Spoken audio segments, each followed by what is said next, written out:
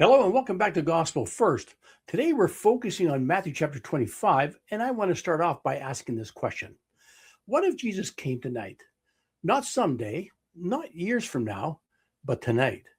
Would you feel ready, or would there be something unfinished, something that you wish you had done differently?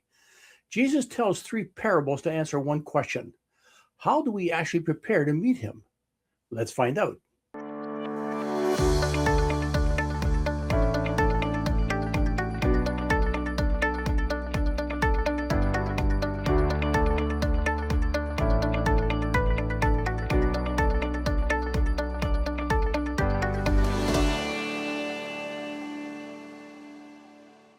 Well, we begin our story here in Matthew chapter 25, verses 1 to 13. 10 people are waiting for the bridegroom. All have lamps, all 5 have oil. When the moment comes, the unprepared realize something too late. In verse 10, it says that the door was shut. Now, I remember studying for an exam years ago. I told myself, I'll prepare later. Later became the night before. And I knew deep down I wasn't ready. That feeling, that sinking realization is what this parable is warning about. Preparation cannot be crammed at the last moment. The oil represents personal conversion. It cannot be borrowed. It cannot be transferred. It is built daily. And then in Matthew chapter 25, verses 14 to 30, 3 servants are given different amounts. 2 of them act. 1 hides. What's the result?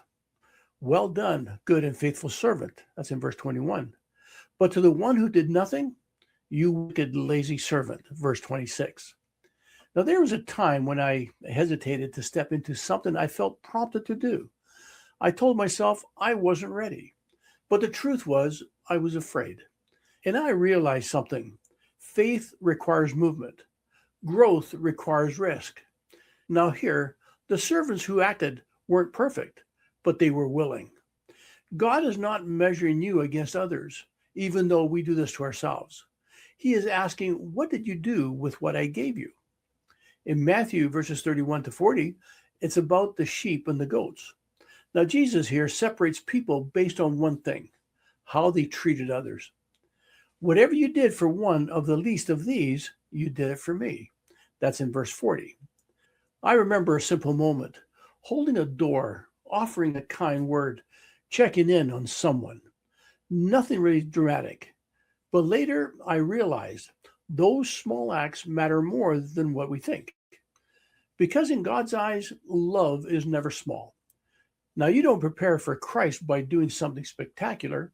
You prepare by living faithfully, growing consistently, and loving others daily. Now, let me leave you with this. Now, there was a moment in my life when I felt completely unworthy, like I had not done enough. And yet, what I felt from Christ was not rejection, it was an invitation. He said, come, not because I was perfect, but because I was willing. That is his grace. So today, don't wait. Add oil to your lamp. Use what you've been given. Love the people around you, because one day you will meet him. And when you do, you won't wish that you had done more impressive things. You will be grateful that you did faithful things. Stay ready, stay faithful, and trust that Jesus Christ is preparing you, even now, to meet him. Well, that's it for today. Thank you for staying faithful to the journey. May the Spirit continue to fill your heart and draw you closer to Jesus Christ.